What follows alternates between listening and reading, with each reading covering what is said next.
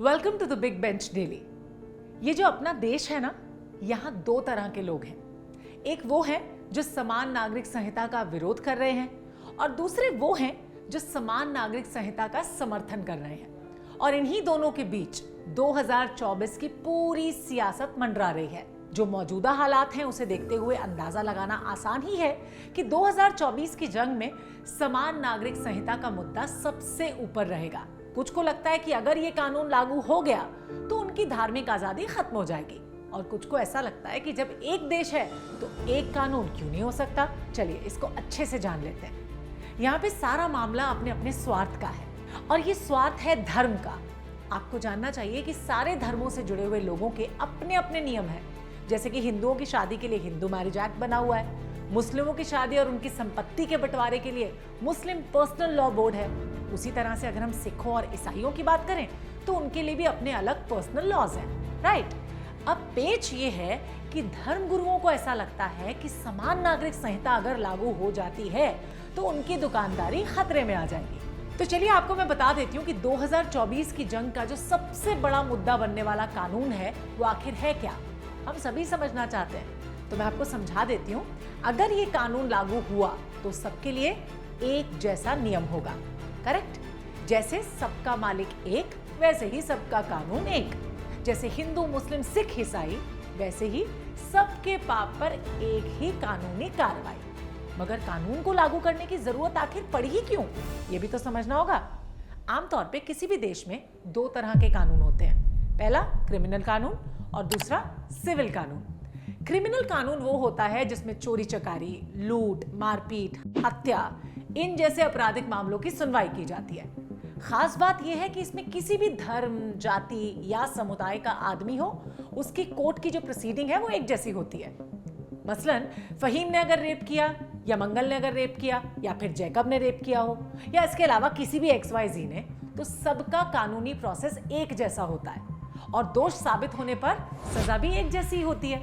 वहीं दूसरी तरफ सिविल कानून शादी ब्याह और संपत्ति से जुड़ा मामला अगर है, देश में अलग अलग धर्मों में शादी, परिवार, संपत्ति से जुड़े जो मामले हैं, रीत रिवाज, संस्कृति और परंपराओं का एक अलग इंपॉर्टेंस है। ये तो आप जानते ही हो।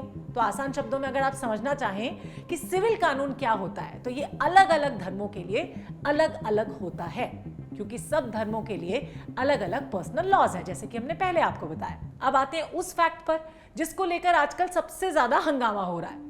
कुछ लोगों का मानना है कि यूनिफॉर्म सिविल कोड यानी कि UCC से सबसे ज्यादा प्रभावित मुस्लिम कम्युनिटी होगी।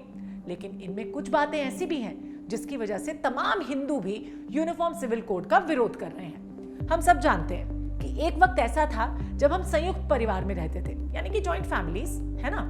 देश में जब शहरीकरण नहीं हुआ था तब एक ही परिवार की कई पीढ़ियां एक ही छत के नीचे रहती थी, साथ में खाती थी, साथ में उठती बैठती थी, पूजा भी साथ में करती थी। ये संयुक्त परिवार को रिप्रेजेंट करता था और यहाँ पर रह रहे फैमिली मेंबर्स संयुक्त रूप से संपत्ति भी शेयर करते थे। ऐसे परिवार के पास कोई ना कोई बिजनेस हुआ करता था जिसे उस परिवार के कई सदस्य मिलके एक यूनिट के तौर पे चला रहे होते थे, राइट।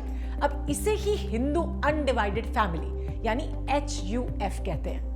इनकम टैक्स एक्ट 1961 के तहत HUF को टैक्स में छूट मिलती है। हिंदू लॉ के तहत हिंदू, सिख, बौद्ध और जैन HUF के दायरे में आते हैं। कुछ लोग ऐसी आशंका जताते रहे हैं कि यूनिफॉर्म सिविल कोड अगर लागू होता है तो HUF खत्म हो जाएगा। इसी तरह से मुस्लिमों में भी शरिया का कानून चलता है। शरिया कानून के तहत कोई भी मुस्लिम एक से ज्यादा शादियां और ज्यादा से ज्यादा 4 शादियां कर सकता है।